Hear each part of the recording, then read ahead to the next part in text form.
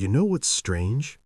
Some of the most perceptive, emotionally sharp, almost uncannily aware people don't feel smart.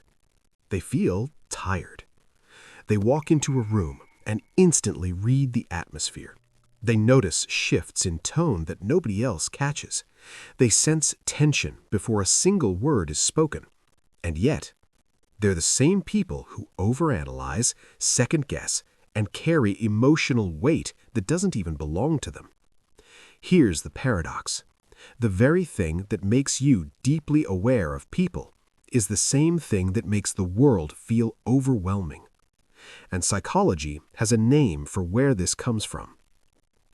Today, we're going to explore something rarely talked about: traumatic intelligence. Not IQ, not academic intelligence, but the kind of intelligence that develops when your brain had to adapt to survive. You'll learn why your mind reads people so deeply, how trauma rewires perception and awareness, and the 10 signs that your intelligence didn't come from comfort, but from experience. And by the end, you'll understand something important. This isn't weakness. This is one of the rarest cognitive patterns a human can develop.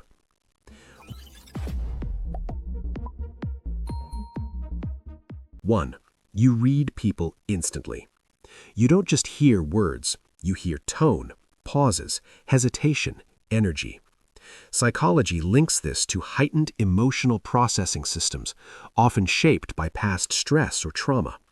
Your brain learned early what people say is not always what they mean. So now you scan constantly, not consciously, automatically. 2. You feel the room before you understand it. Most people walk into a room and see objects. You walk in and feel something. Tension, comfort, distance. This is tied to hyperawareness, a nervous system trained to detect subtle changes in environment for safety. Your brain isn't guessing, it's processing data most people ignore. 3. You overanalyze social interactions.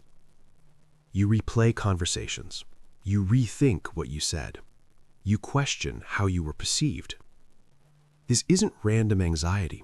It's pattern recognition. A mind trained to look for meaning beneath the surface. 4. You expect shifts, even when things are stable. Even in calm situations, part of you is waiting for something to go wrong.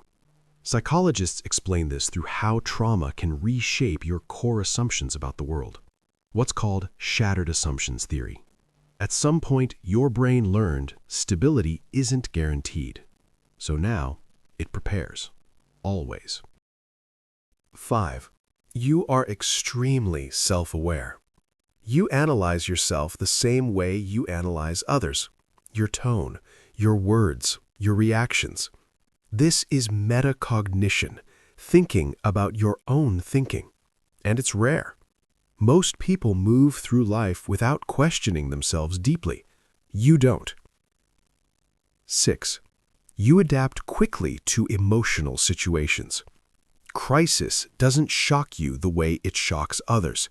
You adjust, you respond, you stabilize, because your brain has done this before, over and over, and that creates something powerful: emotional adaptability. 7.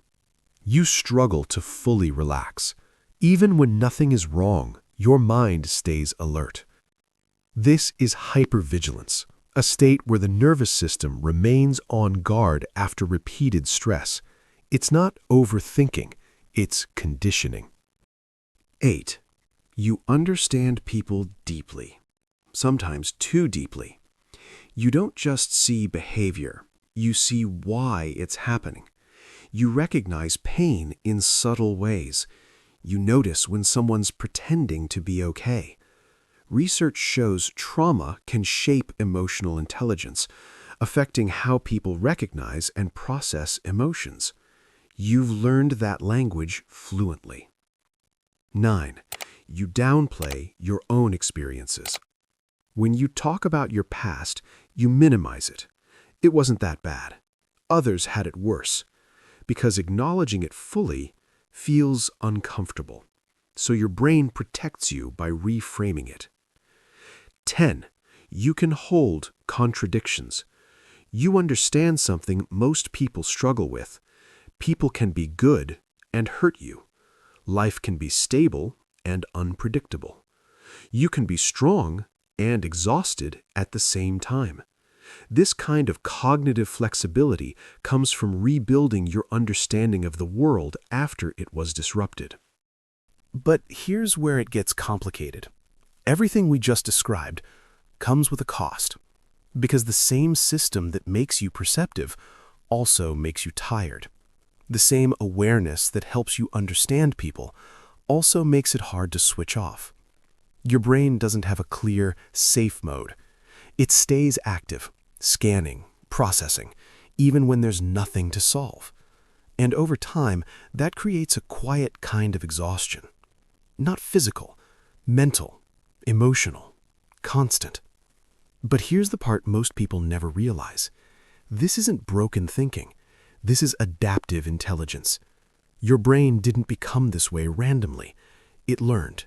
It adapted to environments where reading people mattered, predicting outcomes mattered, staying aware mattered. And those adaptations didn't disappear. They became part of how you think. Which means this: you don't just understand information, you understand people. You don't just react to the world, you interpret it at a deeper level than most. And that's rare. So the next time you catch yourself overanalyzing, replaying conversations, feeling the emotional weight of a room, ask yourself something different. Is this a flaw? Or is this your brain doing exactly what it was trained to do? Because the answer changes everything. If this felt uncomfortably accurate, there's a good chance your mind works differently from most people. And in the next video, we're going deeper into that. Why highly aware people often feel disconnected, even when surrounded by others. Because understanding your mind is the first step to finally feeling at peace with it.